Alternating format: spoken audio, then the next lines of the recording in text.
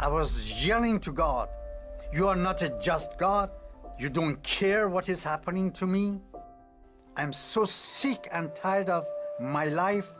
Finally, I say that if you are the true God, come and take my life. If not, let me die here. I don't want to wake up.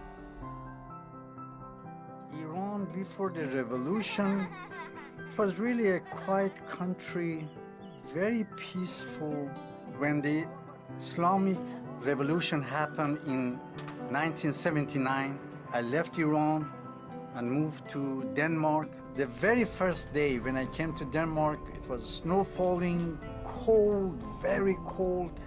And I was sitting in my room all alone, crying, really crying, literally crying, and called my mom. I said, "Mom, I want to come back home. I really want to come back home. I don't want to stay here. I cannot stay here. I will die here." And she said that if you come here, you will die here too, so you better stay there. I tried to feel the loneliness by making myself busy and making money. I had a house in Bali, Indonesia. Didn't make me happy. In order to find Allah, I started to go to mosque, doing salat 5 times a day, but found no Allah. And then I went to other religion, Buddhist and Hinduism, Krishna, name it. But no God. But still the feeling of loneliness and emptiness was there. My neighbor back in Bali, Indonesia, they were really unbelievably nice and loving. The first day, they knocked my door and came with food and tried to make friendship with me. They also tried to get me into church. Church for Muslim is a hidden place.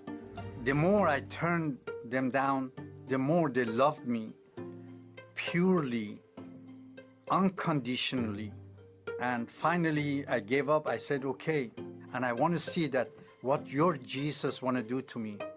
Can he get me out of this misery? When I came in the church, I saw this guy. Now he told to whole congregation, 4,000 people, you will be touched by God in different way. Everyone was touched, but not Abraham. Nothing happened. And I was telling to myself that, Abraham, you are a very, very bad guy. That's why God is not touching you. But the more I turned him down, the more he loved me. I mean, it was really a strange love. So finally I said, okay, your Jesus couldn't do anything today. Let me see what he want to do to me tomorrow. And next day, exactly the same way. And this time I was really furious. I was really angry with myself, and I was angry with God. And I was so angry with God that I went right in front of the pulpit and lay down as dead man. I was yelling to God, you are not a just God. I'm seeking to find you for years and years, but it seems that you don't care. If you are the true God, come and take my life. If not, let me die here. I don't want to wake up. After 10 minutes, I heard a voice. Abraham, you don't want your life? I will take your life for my glory. I felt hands start to touch my head. I thought that some of these 4,000 people felt sorry for me and came to me just to give me comfort. I opened one of my eyes, seeing that who is this? Nobody here, this side.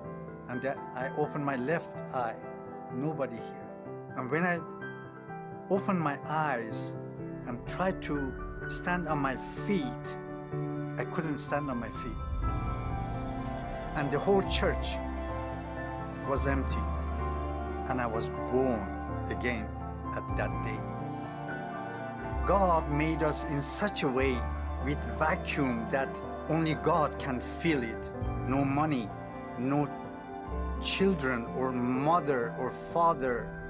Only God himself need to feel that.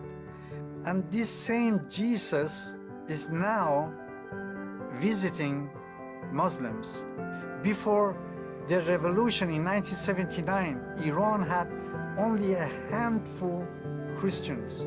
35 plus years after the revolution, we have more than 2.5 million Iranian Christians. Years after I become Christian and my view of Jewish people changed dramatically. I love them with all my heart. I respect them highly. We, the Gentiles, we grafted in to the tree, but they are the branches. I truly believe that God has a still plan for Israel. And my advice to Christian, do not give up. Keep on loving people. You don't know what is happening. The Jewish or Muslim, they turn you down, but don't give up. You don't know what is happening in their heart. You have to be patient. You are dealing with human soul, and continue to love people unconditionally. I am one for Israel.